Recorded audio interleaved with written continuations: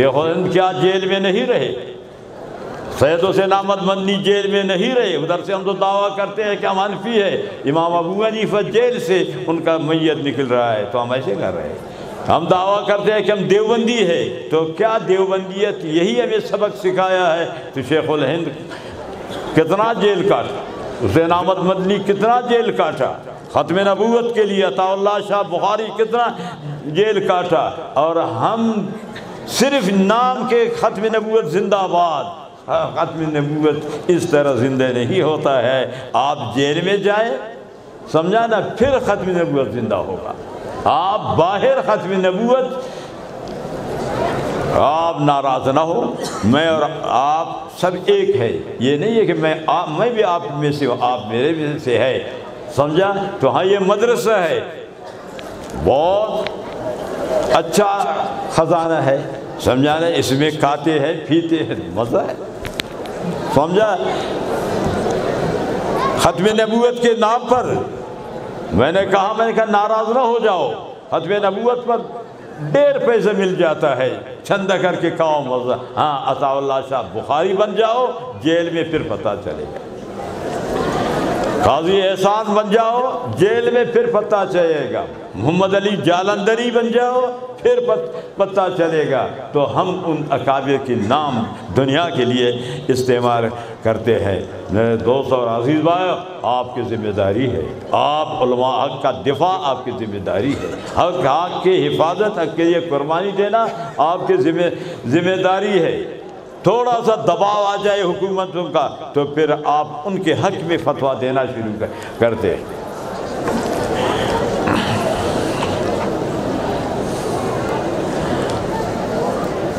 میزان حاکم، مستدرک حاکم، مستدرک حاکم میں لکھا ہے،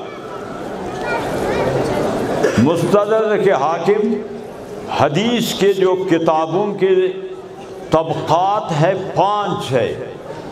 پہلا طبقہ میں امام بخاری ہے، امام مسلم ہے، موطا امام مالک ہے، حاکم مستدرک۔ حاکم مستدرک کے بارے میں جو کہتا ہے کہ یہ شیعہ ہے، بالکل غلط ہے، وہ لا علم ہے، جاہل ہے کہ حاکم کو کہتا ہے کہ شیعہ۔ کتابوں کو مطالعہ کر کے دیکھو، تحقیق کرو، درجہ اول کے کتابوں میں وہ شمار ہے اور اس کو کہتے ہیں کہ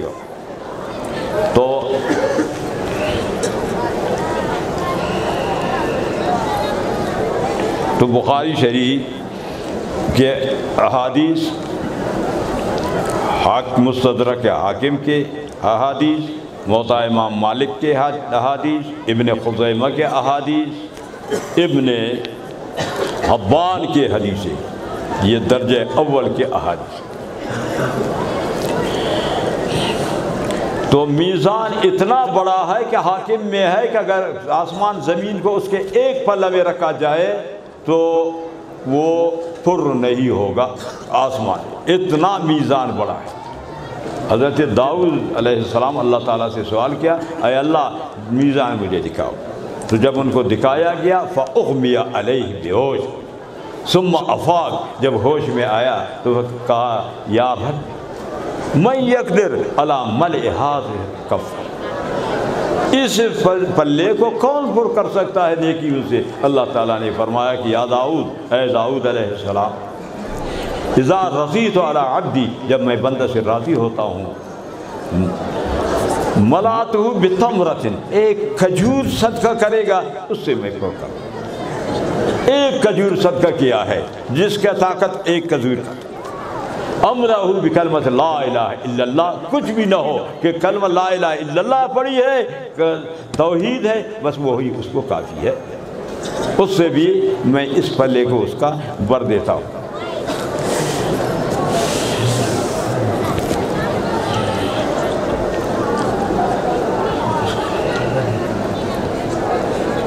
آدم علیہ السلام کو اللہ تعالیٰ بلائے قیامت کے دن میزان رکھ کر، فرماتے ہیں یا آدم جعلتک حکما بینی و بین ذریتی، میں رب اپنے اور آپ کے اولاد کے درمیان آپ کو میں نے ثالث بنایا. قم عند المیزان فانظر الی ما یرفع الیک اعمال، کہ اس کے اعمال تیرے سامنے آ جائیں، ان کی حسنات اور سیئات. میزان کا نگران جبریل امین ہوگا. اللہ کے سامنے عرش کے محاذات میں میزان رکھا جائے. نیکیوں کا پلہ جنت کے برابر اور دائیں طرف، اور سیئات کا بائیں طرف جہنم. جس کے نیکی ہوں گے زیادہ تو جنت میں چلا جائے گا. تو یہ اتنی باتیں میزان کے اوپر اور قسط کے اوپر باتیں ہو گئی. یہ باب کے متعلق حدثنا یہاں سے اب حدیث شروع ہو رہی. کل بخاری شریف کے ابواب کی تعداد ہے 3898 بخاری شریف کی. اور امام بخاری رحمۃ اللہ علیہ ہر باب کو جنت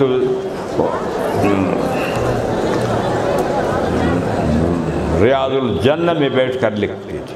ہر باب 2 رکعت نفل پڑھ کر لکھتے. تو 3898 باب. اور احادیث حتیم میں شروع کیا لکھنا، پھر مختلف علاقے 16 سال میں لکھا. ہر حدیث کے لیے استخارہ کرتے، غسل کرتے، استخارہ نفل پڑھتے، استخارہ کرتے، پھر حدیث کو لکھتے تھے. تو 7275 حدیثیں ہیں بخاری شریف کی. تو ابواب کو احادیث کو ملا کر 23,000 سے زیادہ نفل بن جائیں گے. اتنا بغیر باقی نوافل عبادات سے، اس احتیاط سے امام بخاری نے اس کتاب کو لکھا. اسی لیے اللہ تعالیٰ نے اس کتاب کو مقبولیت بخشی. تمام دنیا کے اندر مشرق سے مغرب، جنوب سے شمال تک سب نے اس کتاب کو قبول کیا ہے.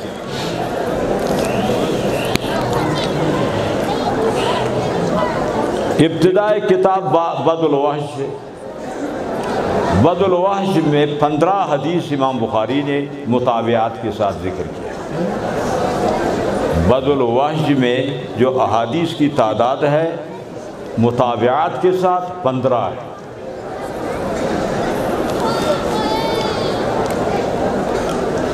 وہ بمنزلہ مقدمہ کی ہے. مقدمہ ایک ہے مقدمہ، دوسرا مقدمہ. یہ آپ ارشاد سے لے کر سمجھانا تو دورہ حدیث تک کتابوں میں آپ نے پڑھی ہے کہ مقدمہ کس کو کہتے ہیں، مقدمہ کس کو کہتے ہیں. تو باب بدء الوحی یہ مقدمہ ہے، مقدمہ نہیں مقدمہ. اور کتاب جو شروع ہوتا ہے کتاب الایمان سے. امام بخاری کا کتاب مقدمہ مقصد سے پہلے جو ہے اس کو مقدمہ کہتے ہیں. تو کتاب شروع ہوتا ہے کتاب الایمان سے اور اختتام بھی کتاب الایمان. کتاب الایمان میں 40 باب 86 حدیثیں ذکر کیا. اور کتاب یہاں آخری کتاب کتاب التوحید ہے، اس میں 58 باب اور 245 حدیثیں. 58 باب اور 245 اس میں حدیثیں ذکر کیا ہے.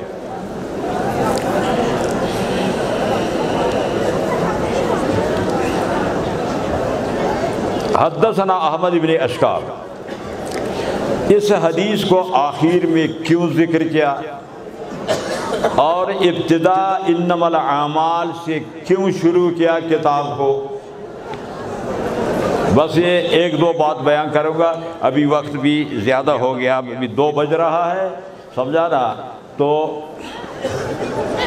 کتاب کے اول میں انما الاعمال والی حدیث کو امام بخاری کیوں ذکر کیا، اور کتاب کے آخر میں حدثنا احمد بن اشکاب اس حدیث کو کیوں ذکر کیا. ایک جواب اس کا یہ ہے کہ اعمال کا تعلق دنیا سے ہے، دنیا مقدم ہے، اس لیے اس حدیث کو پہلے لے گئے، اور وزن ہوگا آخرت میں وہ بعد میں ہے، اس حدیث میں وزن کا ذکر ہے اسی لیے اس کو آخر میں ذکر کیا۔ ایک جواب۔ دوسرا جواب، وہ حدیث انما الاعمال وہ بھی غریب حدیث ہے اور یہ بھی غریب حدیث ہے۔ بخاری شریف کے احادیث پر سب امت کا اتفاق ہے کہ بخاری شریف کے تمام حدیثیں صحیح ہے، تو غریب حدیث اس لیے ذکر کیا کہ وہ غریب حدیث صحیح حدیث ہے، یہ ضعیف حدیث نہیں ہے کہ غیر معتبر ہو۔ جو اعتراض کرتے ہیں کہ یہ حدیث غریب حدیث ہے، امام ابو حنیفہ غریب احادیث سے ضعیف احادیث سے استدلال کیا ہے، تو امام بخاری رد کر رہے ہیں کہ یہ حدیث ضعیف نہیں ہے، نہ احمد بن اشکاب کی حدیث ضعیف ہے، نہ انما الاعمال کے اگر ضعیف ہوتے تو امام بخاری اپنے کتاب میں ان کو درج نہیں کرتے، اس لیے ابتدا اختتام کتاب کا حدیث ہے۔ تیسرا جواب کہ حمیدی یہ امام بخاری رحمۃ اللہ علیہ کے مکی اور قریش اساتذہ میں سے سب سے بڑا استاذ ہے، اس لیے بڑے استاذ کے حدیث سے کتاب لکھی، مکہ مقدم ہے ہر چیز سے، سمجھانا، تو اس لیے حمیدی کی حدیث کو پہلے لایا کہ نبی علیہ السلام فرماتے ہیں قدموا قریش، قدموا القریش ولا تقدموا، قریش کو آگے رکھو، تم ان سے آگے مت بڑھو۔ اور احمد بن اشکاب یہ امام بخاری کا آخری استاذ ہے، اس لیے کتاب کے آخر میں اس کا امام بخاری کا ذہانت، سمجھا نا، ان کو اللہ تعالیٰ نے، اسی لیے مشہور معروف جملہ ہے کہ فقہ البخاری فی تراجمہ ہی، بخاری کا جو فقہ وہ مذہب اور بخاری کا ذہانت ترجمہ سے معلوم ہوتا ہے۔ یہی توجیہ شاہ انور شاہ کشمیر رحمۃ اللہ علیہ نے کی ہے کہ فقہ البخاری فی تراجم کا ایک معنی کہ اس کا ذہانت کیسے پتہ چلتا ہے کہ ایک حدیث سے کئی مسائل استنباط کرتے ہیں، ترجمت مختلف ترجمت الباب رکھتے ہیں، یہاں اس حدیث کا نزع الموازین یہ باب رکھا، یہ ترجمت الباب، اور کتاب الدعوات میں اسی حدیث کے لیے فضل التسبیح ترجمت الباب رکھا، اور اسی حدیث کے لیے کتاب الایمان والنذر میں ترجمت الباب کیا رکھا، اذا قال واللہ لا اتکلم اليوم فصلی او کرا، وہ ترجمت الباب، یہ حدیث ایک ہے ترجمت الباب مختلف، اور حدیث ایک ہے سند بھی مختلف، حدیث ایک ہے متن میں بھی مختلف، کہ امام بخاری کے تکرار کے ساتھ حدیث لاتے ہیں، یہی مقصد ہے کہ اس طرح تکرار، یہ نہیں ہے کہ ہمارے آپ کے طرح کے ہر بات کو بات وہی بات ہے بار بار اس کو دہرایا جائے، سمجھا، وہ تکرار بخاری میں بالکل نہیں ہے، سمجھا نا۔ بخاری کو جب سمجھو غور کرو پھر پتہ چلے گا کہ بخاری میں یہ تکرار مراد نہیں ہے کہ جو ہم جس کو سمجھتے ہیں، بلکہ یہ تکرار تاکید کے لیے، تاسیس کے لیے ہے۔ مختصر معنی کے اصطلاح پڑھا ہے کہ تاسیس اولا من التاکید۔